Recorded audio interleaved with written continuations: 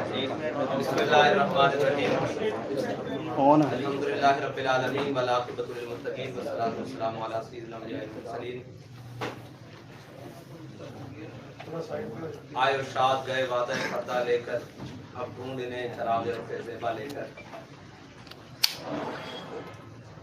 شیخ الحدیث امیر المجاہدین قائد ملت اسلامیہ فنافی خاتم النبیین امیر المجاہدین علامہ مولانا خادم حسین رضوی نبر اللہ مرقدہ کے سالانہ عرس کی تقریبات کے آغاز کے سلسلے میں یہ پریس کانفرنس اور آپ ساتھیوں کو مدعو کیا گیا ہے۔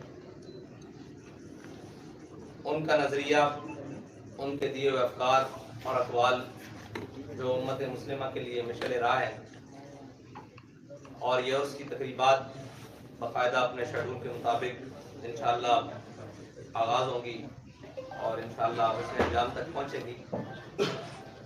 اور ان کے نظریات جس نے پوری دنیا میں ایک امت مسلمہ کے اندر خوابیدہ لہر اور جناب ایک جو عشق مصطفیٰ صلی اللہ علیہ وسلم کی لہر پیدا کی، اسی عزم و استقلال کے عزم نو کے لیے، اسی جذبے کے عزم نو کے لیے، انہی افکار کو مزید اقوام عالم تک پہنچانے کے لیے اور اپنے لوگوں کے دلوں میں دوبارہ سے اسی روشنی کو مزید اجاگر کرنے کے لیے اس تقریب کا اہتمام ہے۔ اور ہمارے صوفیاء کے سلسلے میں یہ تقریبات نہایت اہمیت کا حامل ہوتی ہیں، جس کے اندر اس شخصیت کے ان تمام زندگی کے پہلوؤں پر روشنی ڈالی جاتی ہے جو زندگی کے پہلو لوگوں کے لیے مشعل راہ ہوتے ہیں۔ اور امیر المجاہدین علامہ خادم حسین رضوی کی زندگی ایک جہد مسلسل ہے، اور جس کا ہر پہلو ایک درخشاں تاباں ستارے کی طرح چمک رہا ہے، اور اس کا ایک ایک لمحہ وہ ہمارے سب آنے والے عشاقان مصطفیٰ کے لیے مشعل راہ ہے۔ اسی سلسلے کو مزید آگے بڑھانے کے لیے یہ نہایت طویل اور بڑی خوبصورت اور 3 روزہ عرس کی تقریبات رکھی گئی ہے، جنہیں انشاءاللہ جس کے اندر پاکستان نہیں بین الاقوامی سطح کی بھی تمام شخصیات جن کو ہم نے مدعو کیا ہے، اگر کوئی رکاوٹ نہ بنی تو وہ انشاءاللہ تشریف لائیں گے اور اپنے خطابات سے اور اپنے افکار سے انشاءاللہ لوگوں کے دلوں کو منور کریں گے۔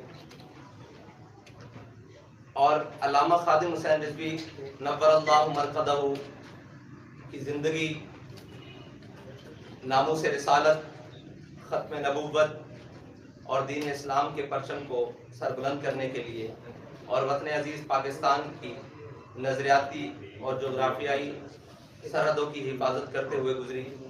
اور وہ زندگی ایک ایسی زندگی ہے جس نے ایسے نقوش چھوڑے ہیں اس پاکستان کی تاریخ میں کہ شاید ان کا ثانی یا ان کی طرح کا کوئی شخص دوبارہ اس دھرتی کو نصیب نہ ہو سکے، جنہوں نے اپنے افکار سے بھی، اپنے اقوال سے بھی اور اپنے عمل سے بھی ہر میدان عمل میں ایک جاندار مقدمہ اٹھایا اور اس مقدمے کے اوپر پہرا دے کر بتایا کہ حضور سید عالم صلی اللہ علیہ وسلم کے دین کی ترجیحات اور اسلام کے بنیادی اصول اور اسلام کی روح آج بھی زندہ ہے، لیکن اس کے لیے اقبال نے کہا کہ یہ نغمہ فصل گل و لالہ کا نہیں پابند، بہار ہو کے خزاں لا الہ الا اللہ۔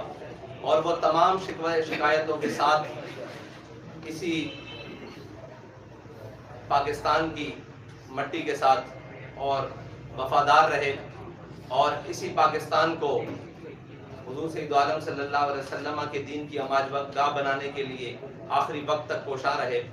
اگرچہ ریاستی نااہلوں نے اور حکومتی نااہلوں نے اپنی تمام تر کوششوں کے باوجود اور تمام تر ریشہ دوانیوں کے باوجود ان کی آواز کو بہت سارا دبانے کی کوشش کی، بلکہ ان کی آواز اور ان کی تصویر تک کو مٹانے کی کوشش کی، لیکن ورفعنا لک ذکرک کا ذمہ جب اللہ نے لیا ہے تو جو ورفعنا لک ذکرک کے ساتھ جڑ جائے گا اس کا ذمہ بھی اللہ کے سپرد ہے. اور ان کا نام، وہ اپنے حصے کا کام، بلکہ وہ اپنے حصے کا نہیں، وہ پوری امت کے حصے کا کام کر کے گئے ہیں، جس کو ہم سب کے لیے مشعل راہ ہے. اور میں اس میڈیا کی توسط سے بھی اور سوشل میڈیا کے توسط سے بھی جو جہاں تک میری آواز جا رہی ہے ان تمام دوستوں کو، بھائیوں کو مدعو کرنا چاہتا ہوں کہ وہ آئے دیکھیں کہ تحریک لبیک یا رسول اللہ کا منشور کیا ہے اور اس کے آنے والی مستقبل میں منزل کیا ہے. بہت شکریہ. اچھا ایک تو یہ آپ نے مجھے ڈیٹ نہیں بتائی کب سے شروع ہوگا؟ 19، 20، 21 نومبر، کل سے ظہر سے اس کی تقریبات شروع ہو رہی.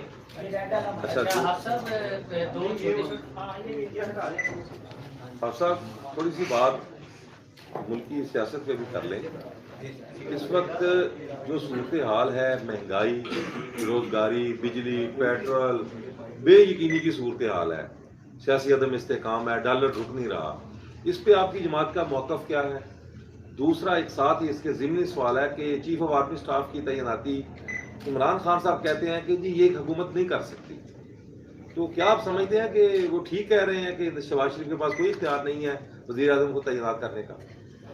آپ نے ملک کے اندر مہنگائی، بے یقینی کی جو صورتحال کی بات کی ہے، وہ یہ ملک اسی وقت سیدھے راہ پر چل سکتا ہے جس مقصد کے لیے اس ملک کو بنایا گیا ہے. وہ مقصد تھا کہ ہم نے ملک بناتے ہوئے نعرہ لگایا تھا لا الہ پاکستان کا مطلب کیا، لا الہ الا اللہ محمد رسول اللہ.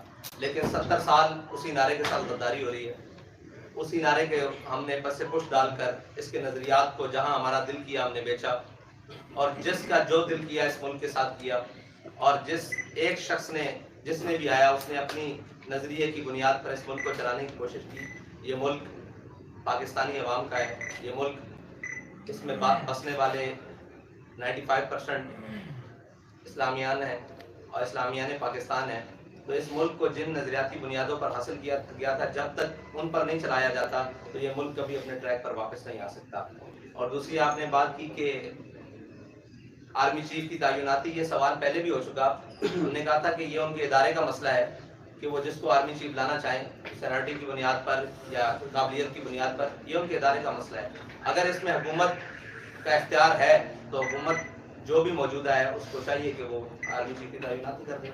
اچھا آپ صاحب، دو مختصر سے سوال ہیں. تو یہ کہ آپ کی رہائی میں موجودہ سپاہ سالار کا بڑا ہاتھ تھا. اب چونکہ وہ جا رہے ہیں، الوداعی ملاقاتیں بھی ان کی ہو رہی ہیں، مختلف کورس میں جا رہی ہیں، تو ان کا جو ٹینیور ہے اس کو حافظ صاحب رضوی، امیر لبیک کس تناظر میں دیکھتے ہیں؟ کیونکہ آپ کی بات، آپ کی اسٹیٹمنٹ بڑی بات. اور دوسرا یہ سوال کا جواب لینے ہیں کہ کافی آپ کا سوال ہر دفعہ بہت سارے لے جاتے ہیں. نہیں، کتنا بھی سخت ہو جواب لے لیں. تحریک لبیک پاکستان کی بحیثیت امیر آرمی چیف کا ایک ذرے برابر بھی کردار نہیں ہے. تحریک لبیک پاکستان کے بحیثیت امیر سعد رضوی کی رہائی میں سارا کردار تحریک لبیک کے کارکنوں کا ہے. ٹھیک ہے جی. دوسری بات یہ ہے کہ آپ نے دوسرا سوال اس تناظر میں تھا جو ان کا رول ٹینیور سپاہ سالار اوورآل سرحدوں کی حفاظت کے لیے معیشت کو بہتر بنانے کے نہیں، وہ تو بڑا عجیب ہے. کشمیر کی فروخت اسی ٹینیور میں ہوئی ہے. یہ اتنا بڑا کلک ہے کہ جس کو کبھی وہ شاید اپنے ماتھے سے دھو نہ سکے. آگے سے اچھا اب یہ بتا دیں کہ اس وقت تمام جو مذہبی جماعتیں ہیں وہ سودی نظام کے خلاف جو ہے وہ جدوجہد کر رہی ہیں، تو حکومت اب ختم کرنا چاہ رہی ہے. تو یہ سنجیدہ آپ کو نظر آ رہی ہے کہ یہ کوئی بیچ میں اگر حکومت سنجیدہ ہوئی تو اس کی سنجیدگی سامنے آ جائے گی. ابھی تک تو بیان بازی کی حد تک ہی ہے. ہم اس وقت کا انتظار کر رہے ہیں. باتیں بہت جانتے ہیں. کیا جنرل باجوہ واقعی دار ہیں؟ کیا جنرل باجوہ واقعی ریٹائر ہو رہے ہیں 29 کو؟ میرے علم میں اس بات نہیں ہے کہ وہ ریٹائر ہو رہے ہیں. نہیں، اگر ان کی مدت پوری ہو رہی ہے تو ریٹائر ہو رہے ہیں. गुजारिश ये है आप ये बताइएगा आपकी उसकी जो तकरीबात हो रही है क्या इसमें अल्लामा आसिफ जलाली को भी आपने दावत दी है? हमने सलाह आम है यारान नुक्तादान के लिए। आप साहब पीटीआई की गवर्नमेंट की जानिब से ये पीटीआई की जानिब से मौक़िफ़ इख्तियार किया जा रहा है कि वफाकी हुकूमत इम्पोर्टेड है, इसको बैरूनी मुदाखलत के जरिए आई है, क्या आप भी समझते हैं वफाकी हुकूमत इम्पोर्टेड है? और दूसरा वो उनका ये है कि फौरी इलेक्शन करवाया जाए, क्या फौरी इलेक्शन के हक़ में आप भी चाह रहे हैं कि फौरी इलेक्शन हो? मैं तो 70 से बाद बनने वाली तमाम हुकूमतों को इम्पोर्टेड कहता हूँ, समेत इमरान खान के। अच्छा हम सर ये बता दें इलेक्शन के हवाले से आप भी हिमायत करते हैं कि फौरी इलेक्शन होगा?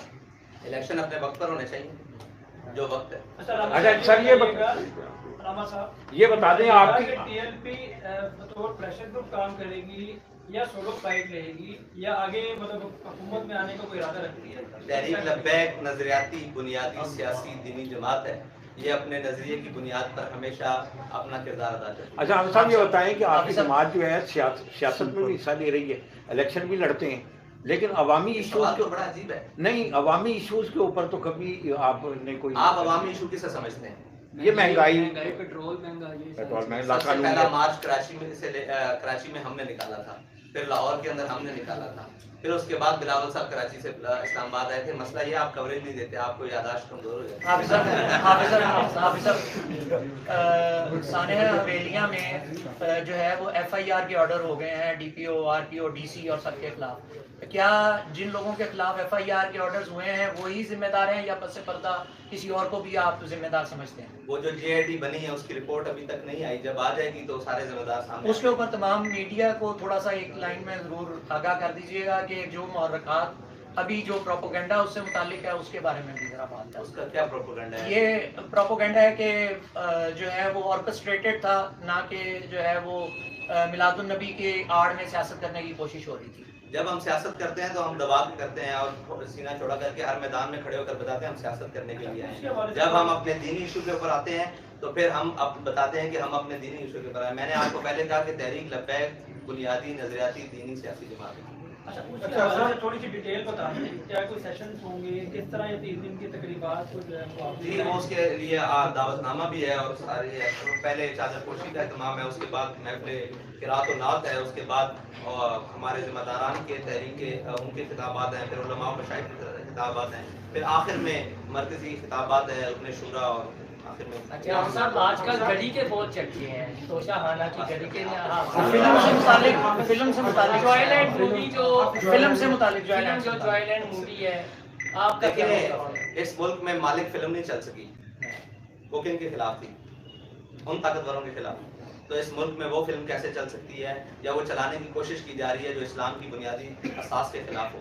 तो ये कौन लोग हैं जो उन फिल्मों को ऑस्कर अवार्ड देते हैं? इसी तरह की एक फिल्म थी पहले जिंदगी तमाशा, उसको चलाने की कोशिश की गई थी। और ये एक मगरबी एजेंडा है, ये आज का नहीं है।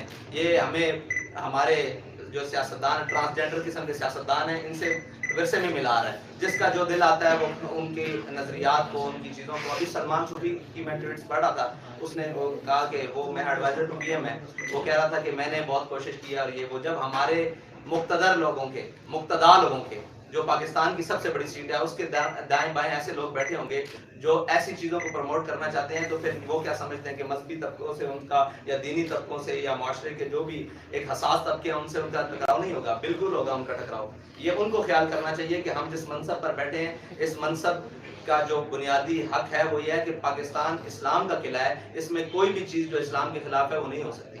लास्ट क्वेश्चन आप सब आपको माशाल्लाह बड़ी मुनज़्ज़म तहरीक है और आप जो बात कहते हैं कारकुन उसको मुकम्मल अमल भी करते हैं। ये 3 रोज़ा जो आपका उर्स हो रहा है उसमें ये रास्ते बांध रहे हैं आपको, तो क्या इसके लिए आपने इंतजामिया से कोई NO से लिया है या इसके मुतबादल आपने कुछ अरेंज किए हैं या ये बस अपने तौर पे ये सारा होगा? और ये रास्ते आवाम को भी काफ़ी तकलीफ होती है सर उस हवाले से जब ये रास्ते बंद होते हैं, तो क्या इसका कोई मुतबादल या अच्छा आपके पास तरीका? जी हमने इंतजामिया से तकरीबन 1 माह हो गया उनके साथ मुसलसल राब्ते में और उनकी तरफ से नो रिस्पॉन्स, किसी किस्म का कोई जवाब नहीं आता, क्योंकि वो खुद रोड बंद करने में मसरूफ है, वो खुद धरने देने में मसरूफ है, ठीक है, और उनकी ड्यूटीज लगी हुई है कि वो शाहराएं बंद करें। अब हमारी मजबूरी है कि हमारे पास कोई करीब ऐसा ग्राउंड नहीं है, कोई ऐसी जगह नहीं है, हमें मजबूरन रोड के ऊपर प्रोग्राम करना पड़ता है। जब आगे की नजरियात की बात وہ اب ہم اپنا حق سمجھتے ہوئے روڈ بند کرتے ہیں. ابھی ہمارے پاس اگر اس کا متبادل کوئی جگہ ہو تو ہم نے ٹریفک کے جو ادارے ہیں ان سے بھی رابطہ کیا, پولیس سے بھی رابطہ کیا مسلسل. یہ تو ان کا کام ہے متبادل پلان دینا, لیکن اگر وہ نہیں دیں گے تو اس کے لیے ہم تیار ہیں بالکل انشاءاللہ.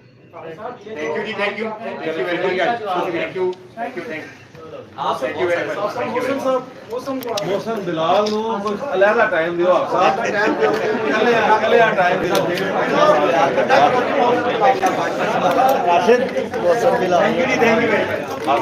آپ صاحب.